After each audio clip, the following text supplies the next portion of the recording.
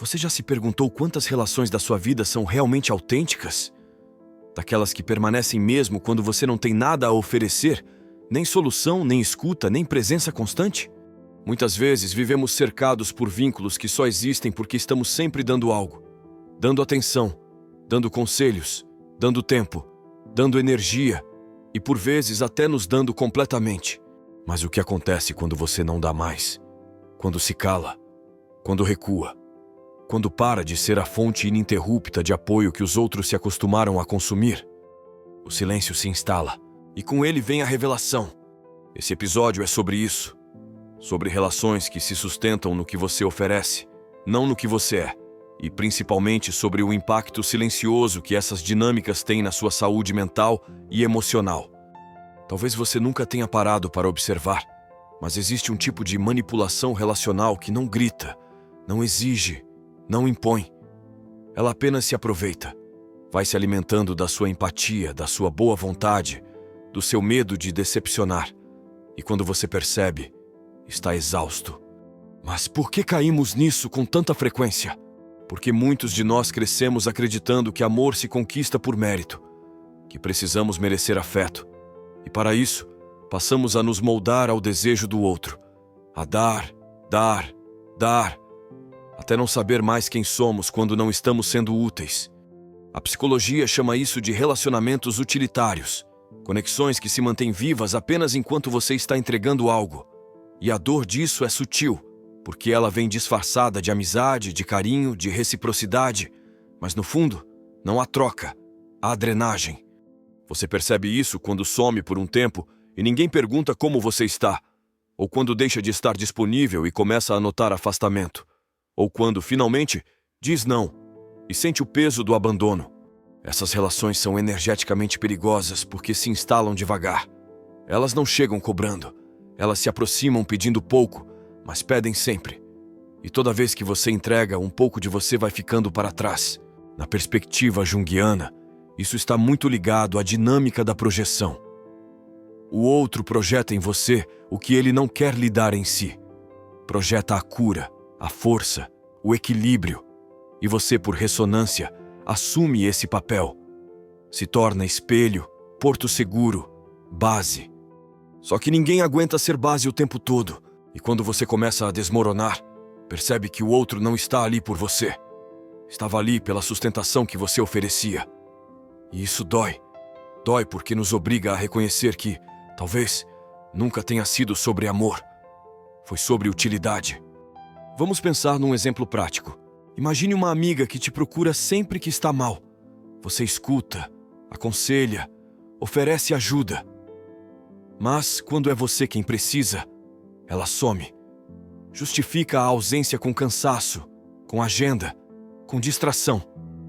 E aí você se pergunta: será que essa amizade existe fora da minha utilidade emocional?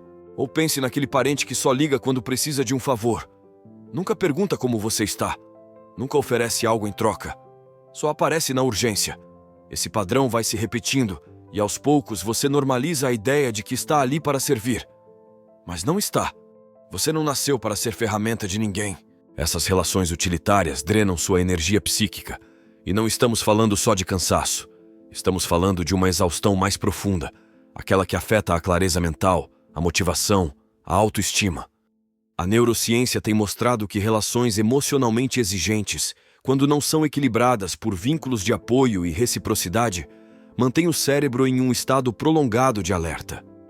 Esse padrão, ao se estender por muito tempo, desgasta funções cognitivas como clareza mental, memória e autorregulação emocional.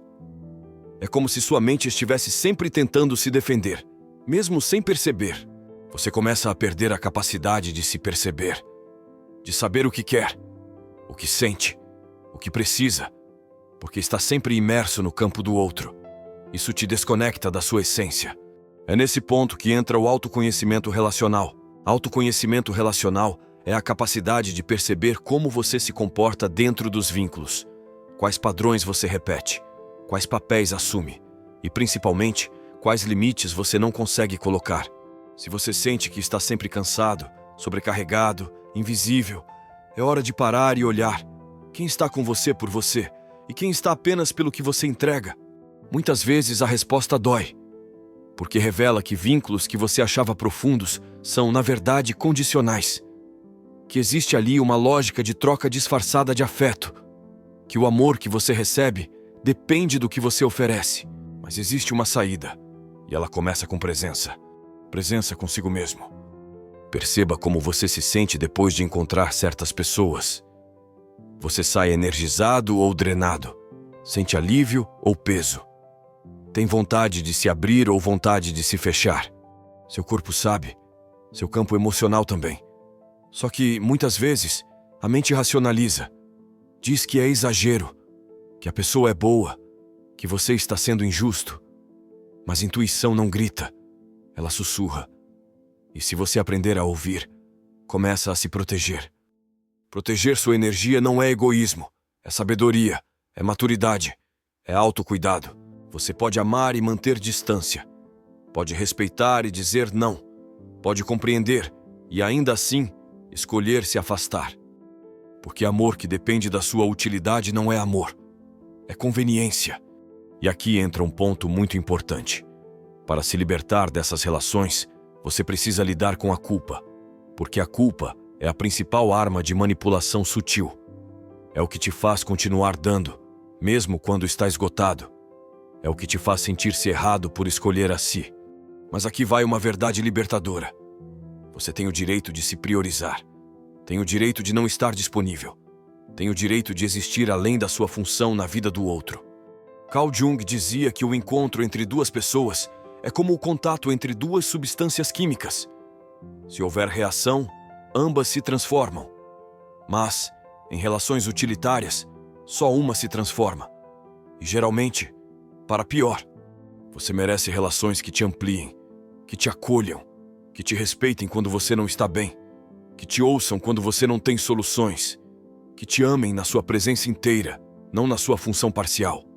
Mas para isso é preciso coragem.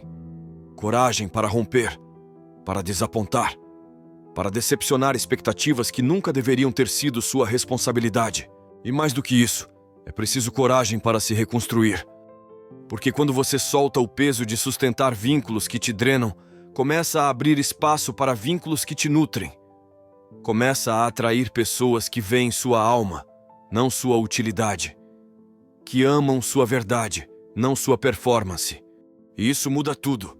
Então, se você chegou até aqui, talvez seja a hora de fazer uma escolha. Uma escolha silenciosa, mas poderosa. Sair do lugar de recurso e voltar para o centro de si. Se essa mensagem fez sentido para você, escreva nos comentários. Eu escolho me proteger. E siga comigo nessa jornada, porque no próximo episódio vamos falar sobre algo ainda mais profundo. O medo de ser mal interpretado. E como a libertação do olhar externo pode ser o seu maior ato de amor próprio. Nos vemos lá.